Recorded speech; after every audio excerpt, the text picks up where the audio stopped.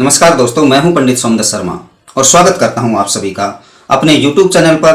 दोस्तों, आज हम चर्चा करेंगे ब्राह्मण जातियों के विषय में। चर्चा करने से पूर्व एक विषय पर आपसे एक बात कर लें कि जहां शास्त्रों में लिखा हुआ है कि जाति कार्य अनुसार है और ब्राह्मण एक वर्ग का नाम है, यानी कि ब्राह्मण कोई जाति नहीं है। जहां ग्रंथों में भी लिखा हुआ है कि जाति कार्य अनुसार है और ब्राह्मण वर्ग अनुसार। ये वर्ग क्या है? वर्ग का मतलब है, एक जगह पर वर्ग का मतलब वर्ण भी कहा गया है, अर्थात ब्राह्मण वर्ण, ब्राह्मण वर्ग। इसको आप इस प्रकार भी समझ लें कि वर्ग में जो पर्यायवाची शब्द आते हैं उसमें वेद को भी वर्ग कहा गया है। जो वेदोक्त मत से वेद में लिखे हुए कार्यों को करता है और अपने जीवन को श्रेष्ठ बनाता है और तरक्की और उन्नति को अग्रसर होता है, दूसरे का भला चाहने वाला, वेद मत को मानने वाला ब्राह्मण वर्ग बतलाया गया है। अब इसमें सीधी सी बात पहले भी निकल कर आई है, आप कोई भी कविताएं या किसी भी इतिहासकार हैं उनके मुख से भी सुना होगा कि ब्राह्मण कोई जाति नहीं, भारतवर्ष की परिभाषा है। वही बात मैं भी आपको बता रहा हूं कि जातियां कार्य अनुसार है, तो ब्राह्मण में सबसे अधिक जातियां ब्राह्मण वर्ग में ही है कि भाई 4 वेद का ज्ञान है, चतुर्वेदी, और जो उसके बेटे पोते हुए उन्होंने भी चतुर्वेदी लगा लिया। तत्पश्चात बाद में ज्ञान हुआ कि भैया हमको तो एक अध्याय का भी नहीं मालूम है, तो उन्होंने फिर दूसरा टेक लिया।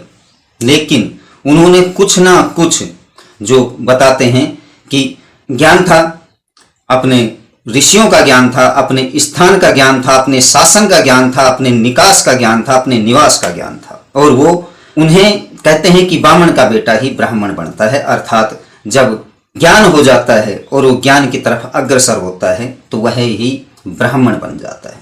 इसी प्रकार जो जाति कहा गया है, हम खुद भी देखते हैं, पूछते हैं, एक बार पहले भी मैं चर्चा कर चुका हूं कि ब्राह्मण से जब बैठो और पूछो कि जी आप ब्राह्मण हैं, बोले जी नहीं हम पंडित हैं, हम पंडिताई करते हैं, अर्थात हमारे को जो वेद का छठा अंग है ज्योतिष, जिसको सर्वश्रेष्ठ कहा गया है, उसका हम ज्ञान रखते हैं, दिन बाड़ी बतला देते हैं, देख कर कि कौन सा ग्रह खराब है, कौन सा ग्रह सही चल रहा है, या इस खराब ग्रह को सही करने के लिए क्या उपाय करने हैं। हम तो पंडित जी हैं। अब इसके अंदर जो ये थोड़ी कोई एक ही हो रहा है, उसके भी कई बेटे पोते हैं, तो कोई ज्योतिषी बन गया, कोई जोशी जी बन गया, कोई ज्योतिष आचार्य बन गया, उसने बहुत ज्यादा मेहनत करी, एक पदवी ग्रहण कर ली, पुरस्कृत हो गया कि ये जी ज्योतिष आचार्य। ज्योतिष से जिन्होंने +2 उपाध्याय कर लिया वो उपाध्याय कहलाने लग गए, जिन्होंने BA कर लिया ज्योतिष से वो शास्त्री बन गए, या वेद से कर लिया वो शास्त्री बन गए,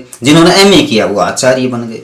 इस तरह से ये पदवियां बनी और इन्हें ही लोगों ने जातियां बना दिया। बोलते हैं कि सभी धार्मिक ग्रंथों का, वेदों का ज्ञान रखने वाला मिश्र बन जाता है। नहीं जी, सभी में, जहां एक दूसरी परिभाषा निकाल दी कि सभी से मिलजुल कर रहने वाला मिश्रा होता है। यहाँ सभी बोलते हैं भगवान के विग्रह हैं, जिन्हें हम मंदिर कह देते हैं, और देव स्थान विभाग आता है ये, कि इसमें जो भगवान की जो विग्रह है, मूर्ति है, उसकी सेवा करने वाला, उसकी पूजा करने वाला, उसको पुजारी कहा गया है, वह भी ब्राह्मण वर्ग में ही आती है। यहां तक कहा है कि जो गायत्री मंत्र का एक पद का ज्ञान रखता है, उसके भावार्थ को समझने वाला है और उसका मनन कर रहा है, डेली उसका पाठ कर रहा है, तो उसे भी पद्या ब्राह्मण कहते हैं। द्विपदी जो ब्राह्मण गायत्री का जाप करता है उसे दुबे ब्राह्मण कहा गया है। त्रिपदी गायत्री का जो जाप करता है उसे त्रिपाठी कहा गया है, और जो सुबह शाम 8 याम गायत्री के जो जाप करता है उसे इष्टधारी ब्राह्मण कहा गया है। ये हम तो देखो जो लिखा हुआ है उससे ही ज्ञान की बातें निकाल करके, और जो हमसे पूछा जाता है फोन के माध्यम से या मैसेजों के माध्यम से, वही बताते हैं।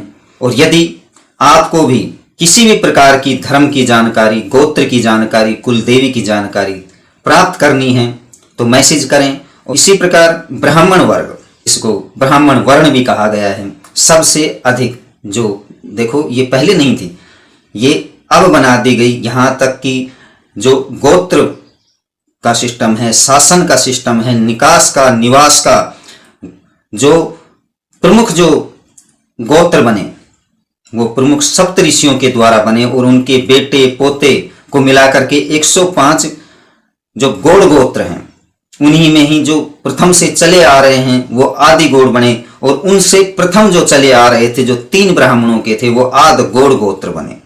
और इन्हीं में भी जातियां निकाली गई कि जी ये प्रस्तियां हैं और ये शक्ति रखते हैं, ये शक्ति रखते हैं, कि जी ये गुरु शक्ति वाले हैं, ये पुरोहित शक्ति वाले हैं, ये आचार्य शक्ति वाले हैं। इस तरह से पूछिए ही मत कि जितनी जो कुल गोत्र निवास निकास के हिसाब से जो वर्ग बनाए गए जिन्हें जातियां बोल दिया जाता है, एक ही गोत्र में आपको ब्राह्मण भी मिलेंगे, क्षत्रिय भी मिलेंगे, वैश्य भी मिलेंगे, क्योंकि ये द्विज गोत्र होते हैं जिन्हें जनेऊधारी बोला जाता है।